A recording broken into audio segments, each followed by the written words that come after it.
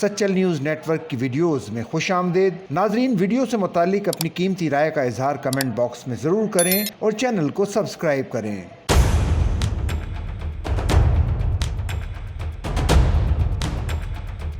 Stage اور T V کے معروف اداکار اور کامیڈین جاوید کوڈو 63 برس کی عمر میں لاہور میں انتقال کر گئے۔ اہل خانہ کے مطابق جاوید کوڈو طویل عرصے سے علیل اور جنرل اسپتال لاہور میں زیر علاج تھے۔ جاوید کوڈو نے 1980 کی دہائی میں اپنے فنی سفر کا آغاز کیا اور اپنی منفرد اداکاری، مزاحیہ انداز اور چھوٹے قد کی وجہ سے جلد ہی عوام میں مقبولیت حاصل کر لی۔ انہوں نے 150 سے زائد اردو اور پنجابی فلموں میں، سینکڑوں اسٹیج ڈراموں اور ٹی وی شوز میں اپنی صلاحیتوں کے جوہر دکھائے۔ اداکار جاوید کوڈو نے سوگواران میں بیوہ، 2 بیٹے اور 1 بیٹی چھوڑی۔ نامور کامیڈین جاوید کوڈو کی نماز جنازہ سنگھ پورہ پرانی منڈی گراؤنڈ لاہور میں ادا کر دی گئی۔ سینئر اداکار جواد وسیم نے مرحوم جاوید کوڈو کی نماز جنازہ پڑھائی۔ جنازے میں سہیل احمد عرف عزیزی، نسیم وکی، افضل خان عرف جان ریمبو، نوید انجم، کاشف محمود، شکیل چند، عابد شاہ سمیت تھیٹرز اور ٹیلی ویژن کے اداکاروں سمیت عوام کی کثیر تعداد نے شرکت کی۔ اس موقع پر نامور اداکاروں نے مرحوم کے بیٹوں سلمان اور طیب کے ساتھ اظہار تعزیت کیا۔ دوسری جانب وزیر اعظم شہباز شریف نے نامور فنکار اور کامیڈین جاوید کوڈو کی رحلت اظہار افسوس کیا اور مرحوم کی بلندی درجات اور اہل خانہ کے لیے صبر کی دعا کی۔